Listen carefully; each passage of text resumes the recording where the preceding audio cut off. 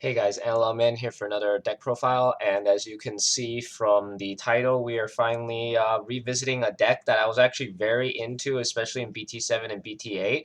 I had a lot of variants of this deck that I figured out because this deck actually had a lot of versatility to it. Like you could mix it with green hybrids, you could mix it with like red hybrids, you could mix it with a lot of things. But that was originally when the deck was very basic. It mostly focused around two level fours and one level five, and then maybe a option card. But now, after BT10, we finally got an essentially a full deck for this. Like it got mad support, it got its own tamer, it's got its own level six. It's got its it has an alternate level four evolution now in Cavalier mode. It's got a new rookie searcher. It's got a new level 4 searcher too, and it has the ability to digicross without actually having to use the tamers to save stuff. Surprisingly, despite being a digicross deck, this deck has been able to do the same things that Crosshard does, but with the added ability of being blockers by default, as long as you have the Tamer on the field, and the fact that it has a lot of ways to basically keep the board state in control, essentially, because a lot of the cards basically on deletion just summon back something anyway, so it's really hard to get rid of the board. And it's kind of weird that I didn't get to this deck until EX3, but I was a little bit focused on like Crossheart and some other decks, essentially, as you could have seen, from all the videos I've been posting of BT10 and a little bit of EX3. So this deck kind of went on the wayside for a while, but I'm glad I finally went and basically revisited. And honestly, this deck is really solid.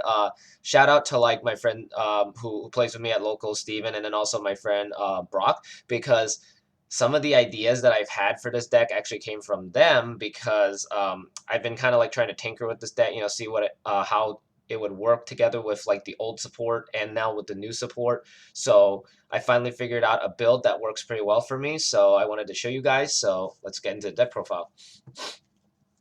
First off, for the eggs, we are still running the 4 Pagumon AAs. This card is still really busted in this deck because almost every single time when you push out a Skull Knightmon, you're going to evolve into a Knightmon, it's going to die, then it's going to trigger this effect, and you get to summon back 2 of your guys, so this is really solid. You got to have 4 of this.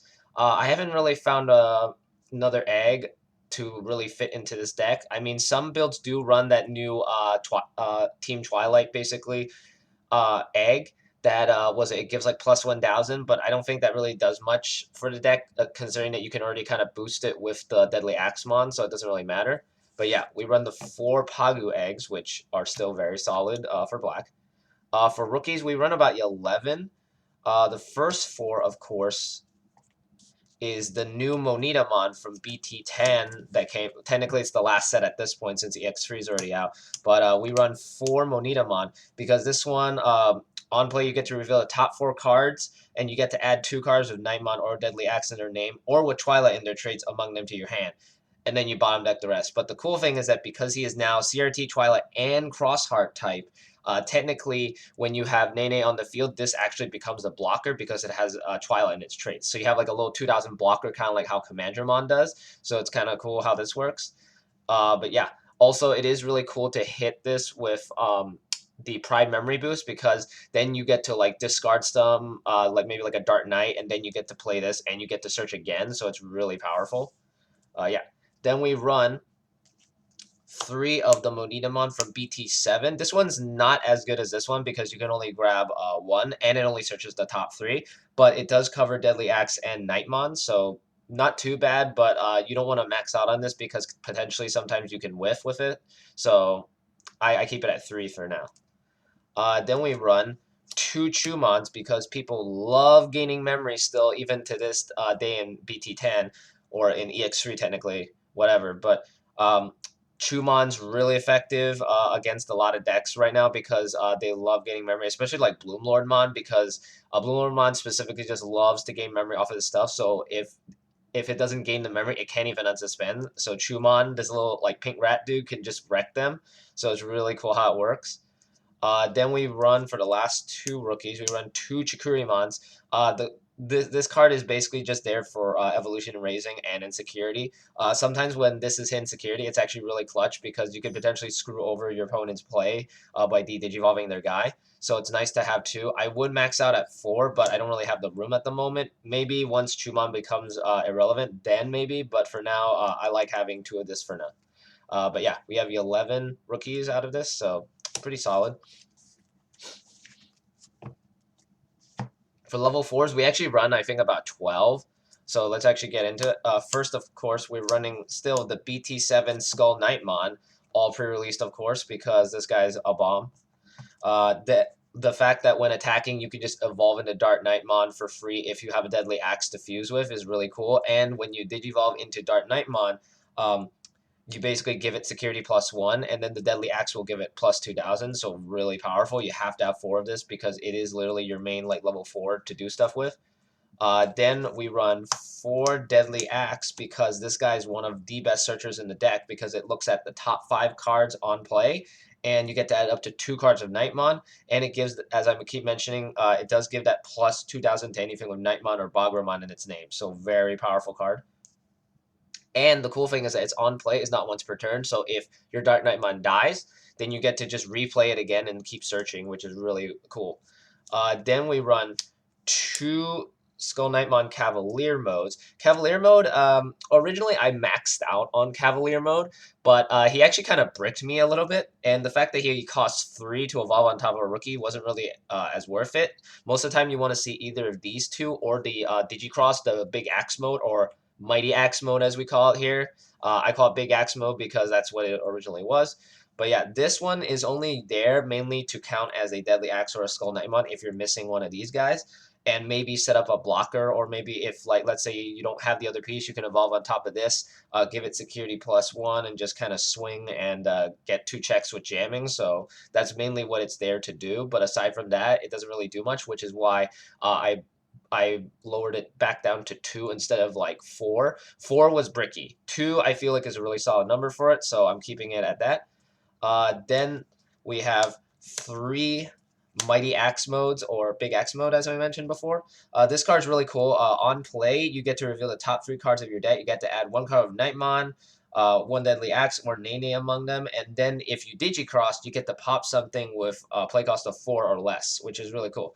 The fact that you get to search and you get to pop something is really cool. This does require DarkKnightmon and Deadly Axe, but it basically makes it a 2 cost, so it's like playing an option card essentially. So it's not too bad. But originally I also had this one maxed out, but I reduced it down to 3 because it also was kind of bricky to just play it sometimes, especially when you didn't have the materials. So I kept it at 3 just to kind of see it consistently, but not too much, and it seems to have worked out. So not too bad so far. Then that's basically all the level 4s we are running. We are running actually 13. I mentioned that it was 12, but it's actually 13, including because I thought I only had 2 of this guy. So yeah, let's get into level 5s. This is where the main meat of the deck is. First off, the first one is Chimeramon, because Chimeramon's really good in this deck, especially considering that you can bring back level 4s very easily with the DarkKnightmon from BT7. So you basically get to like swing with them, and then you get to Jogress, and yeah, you just make an extra body. And then the fact that you can grab stuff from the trash too. You can equip back maybe something that gives +2000. You can give something security +1. So essentially, when you evolve into the level 6 DarkKnightmon X, you're basically guaranteed to get the effects at least. So really solid to have Chimeramon at least at 1. I've seen some builds running 2, but I feel 1 is good enough because you see it enough with how much you search and draw. So yeah. Then for the next level 5, we run 3 of the DarkKnightmon X from BT7. This artwork is still one of my all-time favorites. Shout out to my friend Dan, who hooked me up with all the DarkKnightmon cards way back then in BT7. This guy is really cool. On play, you can just equip a DarkKnightmon and a Deadly Axe from trash underneath it. And the cool thing is that if you play this off of like DarkKnightmon X and you have Nene on board, you basically already have a blocker. And if it dies, you just basically get to summon back stuff anyway, which is really cool.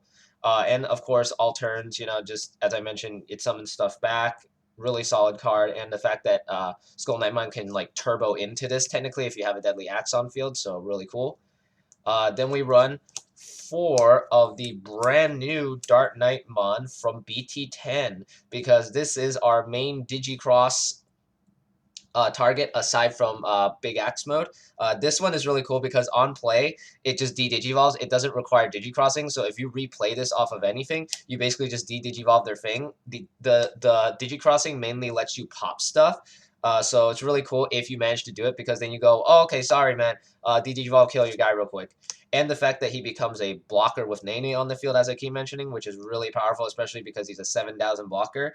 And then all turns, when he basically were to be deleted, you can return one black Digimon from his sources to your hand to play something from his hand, which is really cool because then you can put back the Skull Knightmon into your hand, then play the Deadly Axe and basically search again. And if you already have a rookie, then you push him up, evolve, and then swing, and then turn into this guy, and you just keep kind of switching back and forth, which is really cool. And of course, the Digicross materials requires those specific two Skull Knightmon Deadly Axe, but it's actually not too bad because a lot of the cards say that this counts as either or, so you're basically solid no matter what, which is really nice.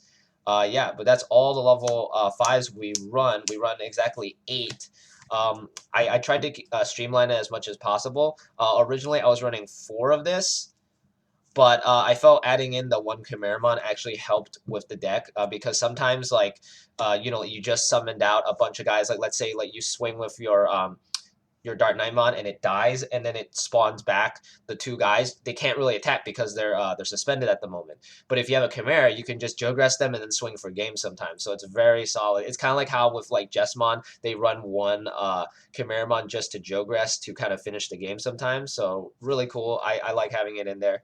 But yeah, for level 6s, we only run one specific one, and that is, of course, DarkKnightmon X. DarkKnightmon X is honestly, like, when I first read this card, I was like, there's no way this card is actually going to do exactly what it says. And no, it really does.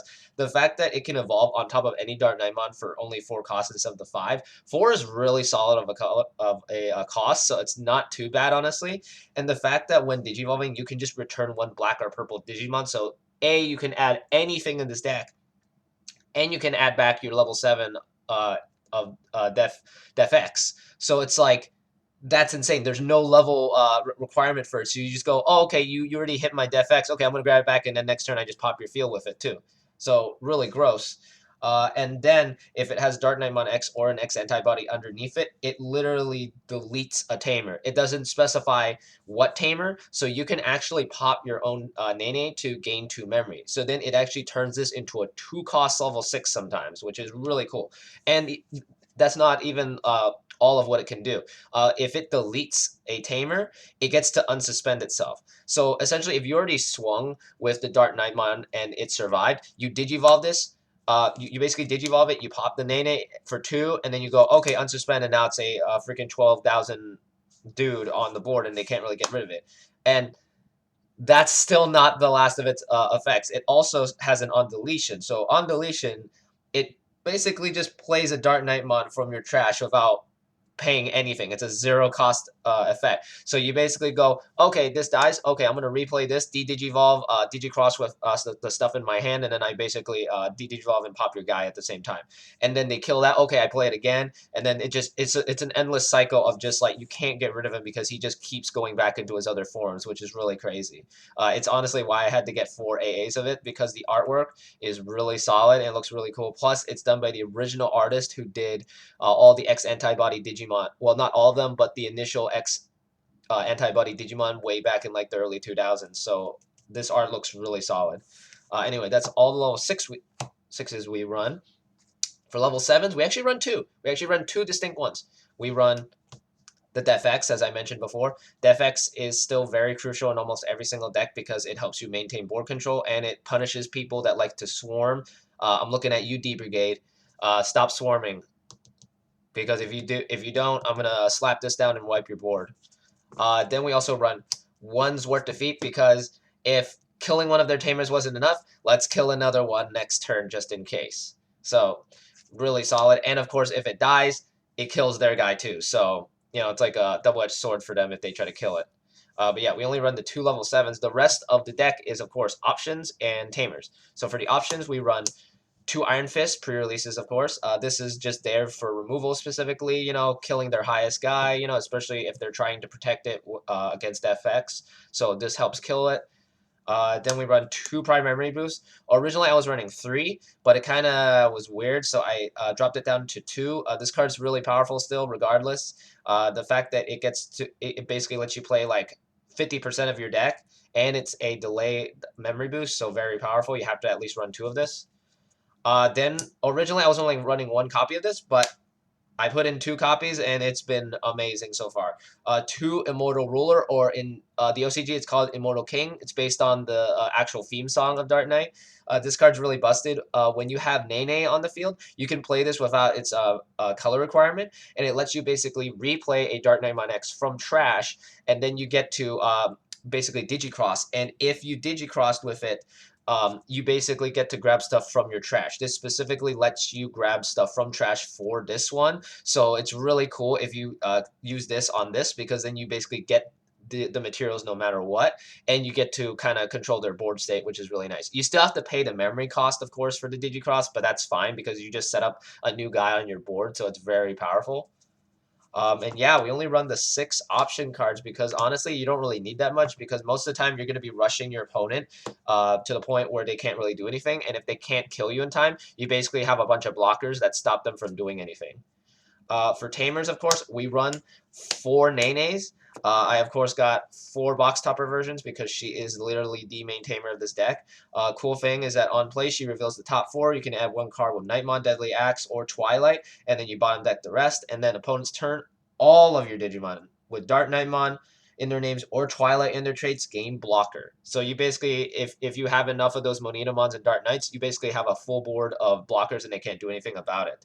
And of course, on deletion, of her, you gain 2 memory. So Blackwater Greymon X, come at me, cause I'm into that shit. Kill her, cool. Give me extra memory, bro. I'm just gonna de-digivolve your guy and kill it next turn, man. I don't care.